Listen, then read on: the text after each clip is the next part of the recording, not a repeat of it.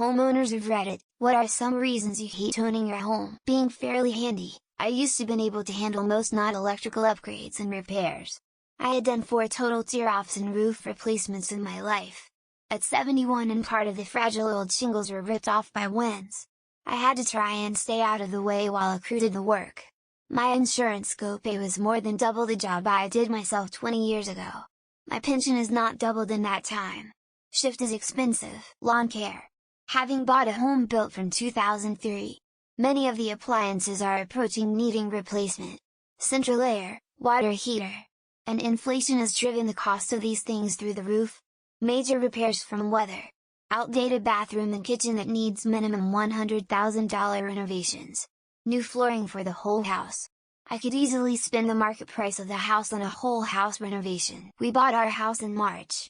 Within a month of moving in, we had a leak in the AC drain pan that caused a 5x5 section of our ceiling to come crashing down in the living room.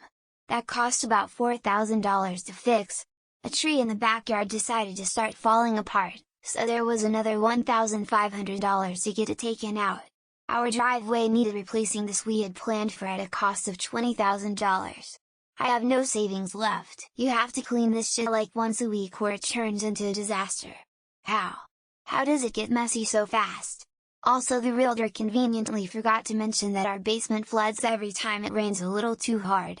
So the boiler and water heater both broke at the same time because of the water. Then we had to put a sump in to prevent future flooding.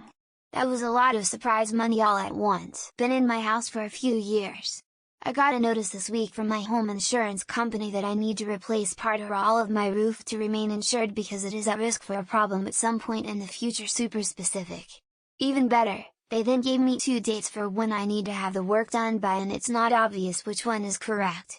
But one of the dates is in 2 weeks. Canadian here for the last decade, value is by and large driven by the market. It doesn't matter how much sweat, effort, and money I've put into making this house better, it doesn't budge the value. My parents were not only able to afford a house on an average income, but gain value from fixing up their current house and move to one that was bigger or in a better location. Rinse, repeat. My wife had our heating and air conditioning systems inspected as we are in our 70s and don't want surprises. The air was fine. The forced hot water system was deemed very efficient but the water pump irreplaceable. My wife found a broken unit online, rebuilt it and installed it. It works fine. She then rebuilt the other pump so we have a spare. We should be good until cremation time. There are literally more dogs on our short road than people. It's never quiet around here. We have 11 dogs in the 3 properties directly across from us.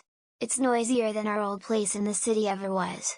Then, any weekend sunshine brings out the entire neighborhood to do yard work and pressure wash all weekend. I guess it beats living 24 feet from the freeway. It's paid off, but the sum of the taxes, insurance, utilities, and maintenance is more than I ever paid for rent back in the day. It seems like the only way to actually own it in the classic American dream sense would be to put some money into an interest-bearing account, then find some company to pay all of the recurring bills out of it. I don't like that detached single-family housing is necessarily car-dependent and cannot support the density that we need to fix climate, affordability, or traffic. I don't like that despite those terrible problems. It's really nice to have a dog, a stereo, a washer-dryer, and storage for all my bicycles and space to work on them. I own a house made in 1875, it's a petite beauty. 1,600 square feet 12 minutes outside of Boston, not the biggest backyard but very low maintenance, and decent neighbors. But the fucking draft that has come with this house and the amount of time money I have spent trying to locate it is something I am not proud of, and it is my white whale. There's a stupid tree that the school behind our house say they don't have the money to cut down, but it's way into our airspace and it means in the summer all the sap covers the garden so you can actually sit out. I'm sure legally they have to, but it's on my list of things to look into before I kick off. For me it's a maintenance. I know nothing about home repairs and maintenance, and because I own and don't rent I have to take care of it myself. Fortunately my boyfriend is a private contractor, he is self-employed, so when he does any job for me I do pay him for it as he has to make a living too. Finding contractors. I called 36 plumbers this summer. The guy that showed up fixed my broken shower handles with a single washer and tried to charge me $800. Being a homeowner has brought out my inner Karen. I called relentlessly for 2 weeks and complained and bitched and moaned.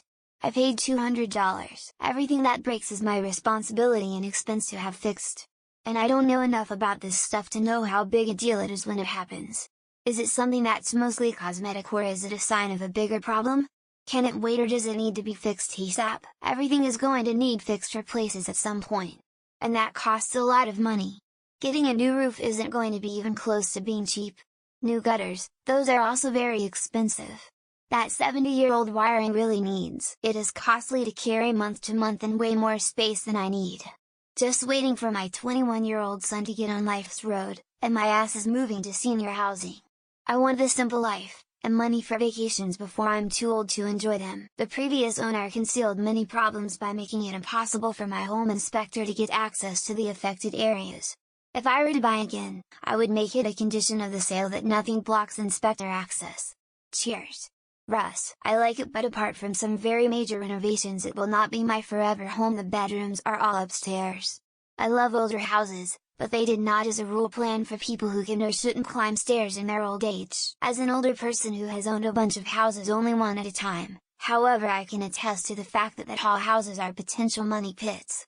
It's so worth it to learn basic plumbing, electrical, HVAC, carpentry. Owned a house from 2015. 2021 payment was $280 a month, sold it for over $400 gain.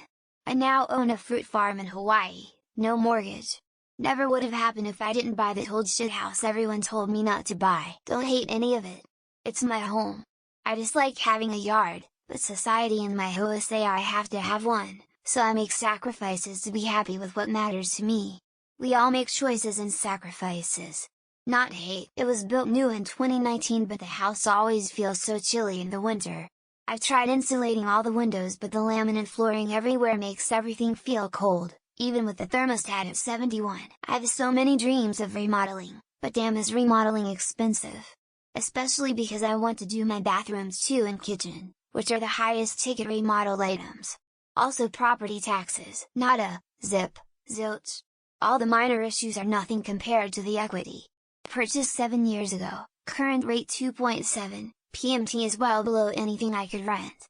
Equity is roughly $200,000, nothing compared to renting the shitty, overpriced, sloppily made, basement apartment, that I moved out of. My house has been a huge benefit to my quality of life and mental health. Like most people, I hate the repairs that are so damn expensive. I recommend buying books on plumbing, electrical, and carpentry so you can learn to do basic repairs around the house. The neighbors. Well, the old neighbors. A bunch of us got together and planted drugs in their house and called the cops, and since they were already on probation, that was it for them. It's an anchor. It's a lot more difficult to up sticks and leave when you would have to go through a selling process instead of just letting a lease run out or even breaking a lease. Remember the Mitch Hedberg joke, they should have an apartment depot? It'd just be a bunch of guys standing around drinking coffee saying I don't gotta fix shit. Smiley face. I'm seriously like George Bailey in It's a Wonderful Life. Big old decrepit house that I can't keep up with. Wouldn't change a thing about my life. I love it. The never-ending list of small things that need to be fixed, updated, or cared for. It's not insurmountable, but it is never-ending. Still prefer owning though. Everything is your problem. The more rural you are, the more problems. Deer died in the yard. Oh shit, whose problem is this? Fuck, it's mine. Recently, the massive jump in home insurance premiums if you live in a high-risk area. The worst part is that cost isn't going down or away. Just the cost of major repairs, pipes, roof, HVAC is so expensive. Otherwise, it's great to not share a wall, backyard, etc., with anyone. I can't write off repairs to the house on tax. If it was an investment property, I could do whatever repairs and just claim it back on tax. My psychotic Mill, who lives with us and has made serious death threats against me. I had to move out because the abuse was too much. Upkeep, had to replace windows and roof, can't afford to update the inside. There is always something that needs to be replaced. So many small things break, and if you aren't good with fixes, you pay $200 a pop for each minor thing. These add up. A woodpecker won't stop drilling holes in the side and I have to pay $250 each time to fix it instead of a landlord. Tired of fixing shit. People complain about decomplain a lot more about an unexpected HVAC replacement. The below reasons are the reasons me and the wife haven't bought a house in the US.